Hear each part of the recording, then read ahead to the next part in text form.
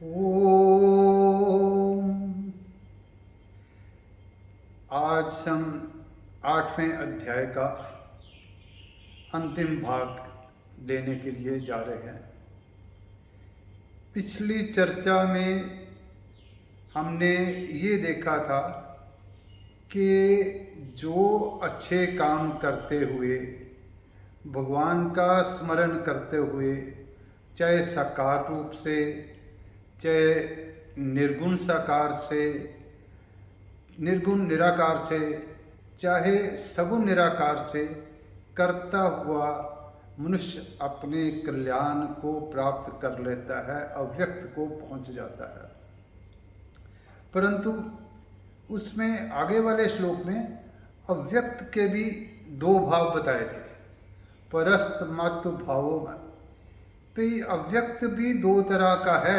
एक अव्यक्त वो है जो जहाँ पहुँच के पुनः मनुष्य वापस आ जाता है। दूसरा अव्यक्त वो है जो भगवान के साथ ही मिल जाता है। तो इस बात पे चर्चा करनी है कि कौन सा वो अव्यक्त है और कौन सा दूसरा अव्यक्त है। जब दोनों काम तो एक ही करेंगे, भगवान की पूजा अगर साकार रूप में करनी है तो साकार रूप में करने वाला भी अव्यक्त को पहुंच जाएगा, निर्गुण निराकार की पूजा करने वाला भी अव्यक्त को पहुंच जाएगा, सगुण निराकार की पूजा करने वाला भी अव्यक्त को पहुंच जाएगा। इसकी चर्चा हमने पिछली बार करी थी। परंतु अब ये प्रश्न उठता है कि कौन सा अव्यक्त वो है जो हमने पिछले श्लोकों में ही कहा था कि प्रायः पुनः पुनः ब्रह्मा की जैसे रात हो गई या उसको प्रलय कर लिया तो मनुष्य वापस आ गया, जब ब्रह्मा का दिन हो गया तो फिर व्यक्त हो गया। तो जो अव्यक्त व्यक्त का ये चक्कर इवन प्रलय तक भी, ब्रह्मलोक तक भी जाने पे चलता रहता है। हमने इस सर्कल की जो आयु 432 करोड़ दी हुई है, अर्थात चाहे जितना भी है पर एक लिमिटेड ही है इसका सर्कल। हमको इस लिमिटेड सर्कल के बारे में समझ करके दूसरे अनलिमिटेड सर्कल में जाना है। इसमें अब फर्क क्या है? अब इसके अगले श्लोकों में बताया है कि ये दो काल हैं। एक्चुअली काल नहीं है, ये दो रास्ते हैं। जो एक रास्ते पर गया हुआ मनुष्य जो है वापस आता है और दूसरे रास्ते पर गया हुआ मनुष्य वापस नहीं आता, भगवान के साथ ही सम्मिलित हो जाता है।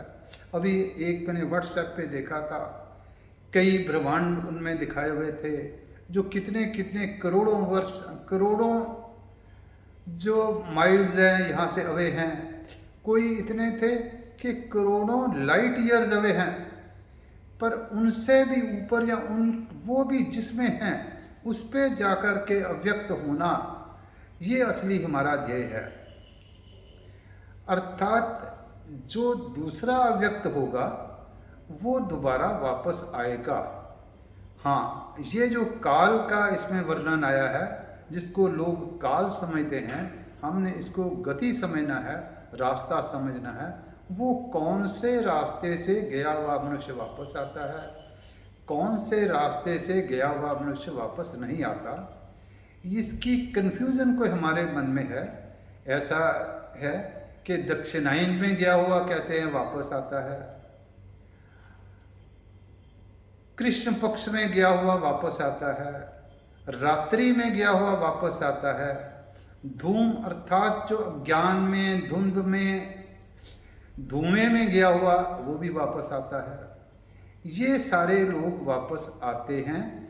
और जो नहीं वापस आते वो जो अग्नि में, ज्योति के साथ, दिन के समय में, या कृष्ण शुक्ल पक्ष के समय में, या उत्तरायण के समय में गया हुआ मनुष्य वापस नहीं आता, वो उसी अव्यक्त के साथ मिल जाता है।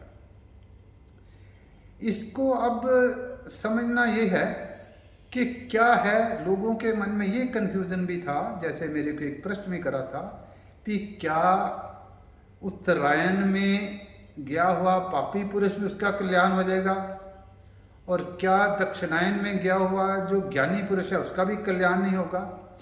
ऐसी बात नहीं है। ये दोनों रास्ते हैं।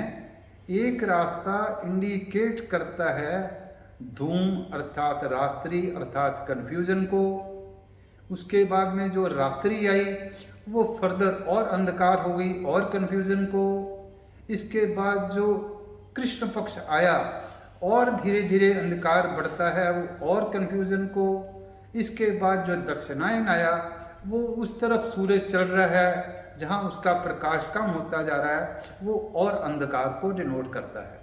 ये सारे रास्ते ही हैं। इन रास्तों में गए हुए जो लोग हैं वापस आते हैं। हाँ, इनमें जो हम चर्चा आज कर रहे हैं, जैसे किसी ने मेरे से प्रश्न पूछा था कि क्या पापी भी या ज्ञानी भी इस रास्ते में गया हुआ वापस आएगा, या दूसरा रास्ता जिसकी हमने चर्चा करनी है उत्तरायण की, क्या उसमें जो पापी गया हुआ भी वापस नहीं आएगा?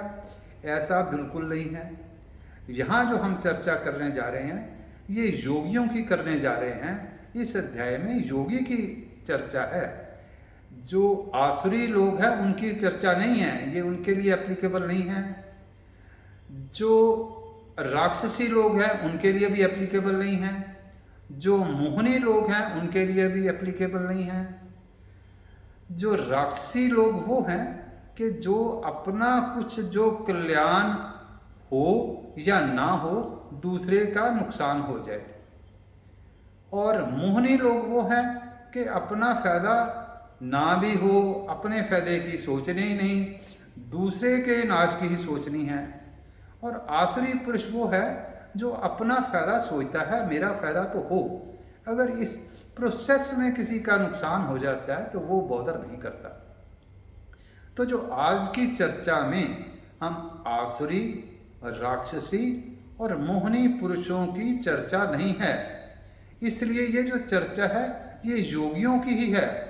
जो योगी ब्रह्मवेता है, ब्रह्म का ज्ञानी है, वो अपनी साधना करते हुए, चाहे वो साकार की भगवान कृष्ण के रूप में उसको समग्र रूप समझ के पूजा करेगा, चाहे वो निर्गुण निराकार के तौर पे जो अपने जब नेत्रों के बीच में समाधि लगाएगा, उधर यदक्षरम वेद विदो वदंती, जिसको वेदों को जानने वाले जानते हैं, वो निर्गुण निराकार की समझ के करेगा, चाहे वो सगुण निराकार की कि जो जिसमें सारा गुण है, जिसके ऊपर सारा संसार आधारित है, जो सबका पालन पोषण करने वाला है पर है निर्गुण, पर उसकी भी जो समझ के पूजा करेगा, सर्व द्वारानि संयम्य मनोहृदय निरुद्ध च, के मन को रोक करके अपने भ्रुवों की तरफ ध्यान करके ओम का ध्यान करते हुए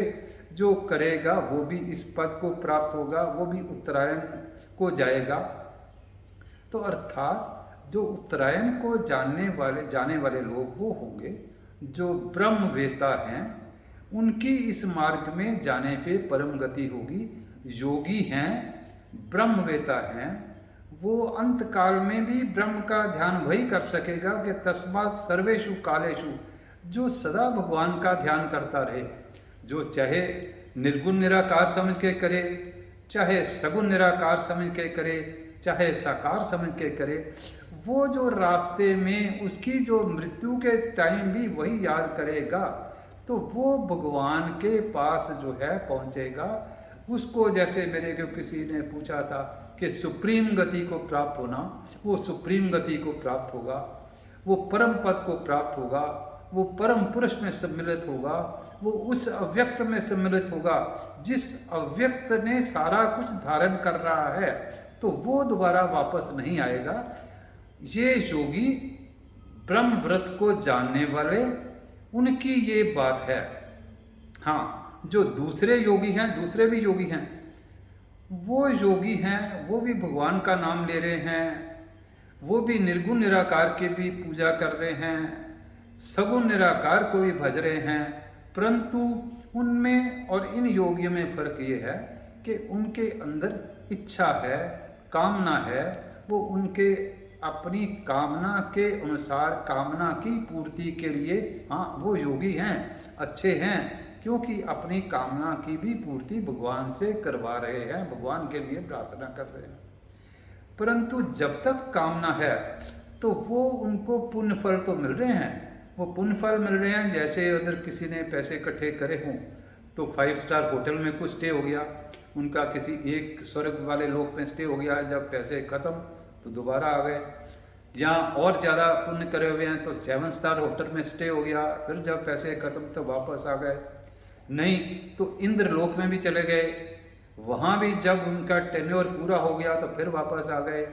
या ब्रह्म लोक तक जितने भी लोग हैं वहाँ भी चले जाएं, तो ब्रह्म लोक में भी चले जाएं, तो तब भी जब उनका टेन्योर या ब्रह्मा का टेन्योर खत्म होगा तो उसके साथ अव्यक्त तो हो जाएंगे, पर फिर जब दोबारा सृष्टि की रचना होगी तो फिर वो व्यक्त होकर के दोबारा यहाँ पर आ जाएंगे। हाँ, कोई कोई होगा जिसमें जब ब्रह्मा अव्यक्त हुआ है उसमें जो दुनिया की कामना इच्छा सिर्फ नाम मात्र ही थी, या उसमें दुनिया की इच्छा यही थी कि मैं संसार में दोबारा आऊं और आके जो लोग यहाँ पर नहीं भगवान का नाम ले रहे, जो दुखी हैं, उनका मैं उद्धार करूं। तो वो लोग इस कार्य के लिए अपनी मर्जी से वापस आते हैं, वो एक्चुअली अव्यक्त तक ही पहुँचे हुए हैं, परंतु क्योंकि उनके मन में कोई ना कोई ऐसी इच्छा है फिर वो दोबारा आते हैं। जिनके मन में ये इच्छा भी नहीं होती कि जो भगवान कर रहा है, जो भगवान ने हमको ड्यूटी दी वो हम कर रहे हैं, दुनिया का क्या होगा क्या नहीं होगा, ये जो भगवान की मर्जी से जो होना है वो होना है। जो अगर आजकल जो कोरोना ही फैला हुआ है, ये इसमें जो कोई हम लोग काम कर सकते हैं वो करना है, प्रयास करना है। पर इसको भी जैसे गीता के 11वें अध्याय में भगवान ने कहा है कि कालोस्मि लोकक्षयकृत प्रवृत्त, कि मैं एक काल के रूप में प्रवृत्त हुआ हूँ। तो वो जो भगवान कार्य कर रहा है उस कार्य में हम जो हमारी ड्यूटी है, जो एज ए डॉक्टर ड्यूटी है, एज ए सिटीजन ड्यूटी है मास्क लगाने की, एज ए सिटीजन है डिस्टेंस रखने की, वो हमको करते जाना है। तो पर जो भगवान की है उसमें राजी हैं, उसी में जिसमें तेरी रजा है। जब इस तरीके से, हाँ पर प्रयास करते हुए, ये नहीं कि हमने प्रयास छोड़ देना है। गीता के सारी की सारी गीता में यह है कि नहीं कश्चित क्षणमपि जातु तिष्ठति कर्मकृत, भी हमने 1 मिनट भी नहीं बैठना, जो हमको भगवान ने काबिलियत दी है तो वो करते जाना है। जब ऐसा हम करते जाएंगे तो फिर हो सकता है कि उस अव्यक्त के पास से भी हम आगे वाले अव्यक्त में, जिसको परम गति कहा हुआ है, भगवत प्राप्ति कहा हुआ है, परम पुरुष में सम्मिलित करा हुआ है, तो वहाँ तक जाएंगे।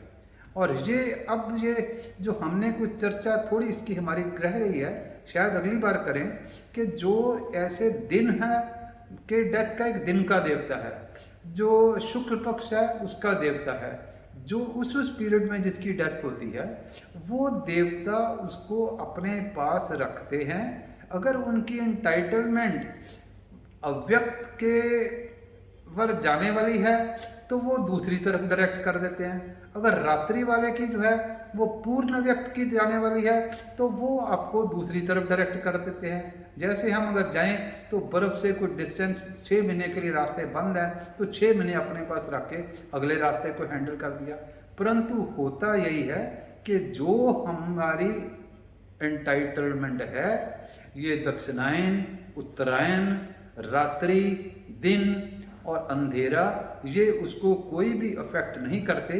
अल्टीमेटली जैसा हमने करा है, अगर हम अव्यक्त के साथ मिलना क्या है, ब्रह्म वेता है तो उनके साथ मिलना है, अगर नहीं तो हम जो है दोबारा वापस आना ही है। पर ये जैसे हमने कहा इस अध्याय में चर्चा योगियों की ही थी, तो इसलिए आसुरी, मोहनी और राक्षसी का कोई इसमें भेद नहीं है। हाँ, अब इस बात की जो अव्यक्त वाली चर्चा, भगवान इसको इनडायरेक्टली 9वें अध्याय में भी इसी को लेंगे। तो 9वें अध्याय के भी जब आएंगे तो इसकी अगर किसी को और क्लैरिफिकेशन चाहिए होगी तो वो अगर हमको कमेंट्स में भी लिख देगा तो हम 9वें अध्याय में इसको ले लेंगे। बाकी ये है कि गीता का प्रचार करना, गीता के 18वें अध्याय के 68 श्लोक से लेकर 17वें श्लोक तक ये लिखा हुआ है कि जो मेरी गीता सुनता है, सुनाता है, पढ़ता है, पढ़ाता है, उससे ज़्यादा मेरे को प्रिय कोई नहीं है। तो ये जो अपॉर्चुनिटी हमको अगर मिली है तो हम भगवान की तरफ प्रचार की ये है कि हम जो है गीता के जो कम से कम इस टॉक्स को लाइक कर दें, इस टॉक्स को सब्सक्राइब कर दें, इस टॉक्स में अगर कोई हमें समझ नहीं आई तो कमेंट्स में लिख दें। तो ये अगर हमें करेंगे तो ये भी हमारी भगवान की एक तरह की पूजा ही होगी। तो इसलिए हम इसी के साथ आज हम यहाँ समाप्त करते हैं।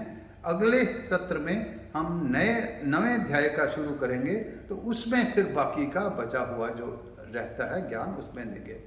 सर्वे भवन्तु सुखिनः, सर्वे सन्तु निरामयाः, सर्वे भद्राणि पश्यन्तु, मा कश्चित् दुःखभाग् भवेत्। ओम। आज हम 9वें अध्याय का आरंभ करने जा रहे हैं। 8वें अध्याय के अंतिम वाले श्लोकों में हमने 2 तरह के अव्यक्त की चर्चा करी थी। एक अव्यक्त तो कभी व्यक्त कभी व्यक्त, कभी दोबारा सृष्टि में पुनरपि जननम पुनरपि मरणम वाली कैटेगरी में। दूसरा अव्यक्त वो था जो आगे सदा भगवान में सम्मिलित हो गया।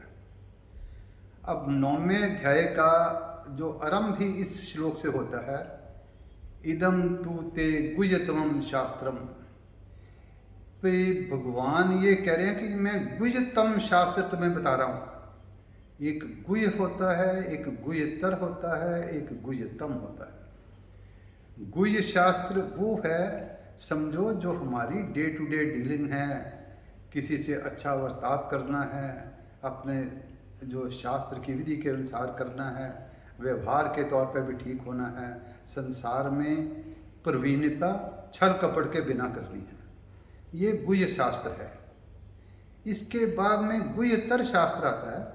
गुह्यतर शास्त्र वो शास्त्र हो गया कि नहीं, इस दुनिया के बाद में भी दूसरा लोक है, हमें उसके लिए भी करना है ताकि हम पुण्य अर्जित करें और हमारी अगले जन्म में हमें देवलोक में जाएं, स्वर्गलोक में जाएं। जैसे कुछ गड़बड़ हुई है, मैं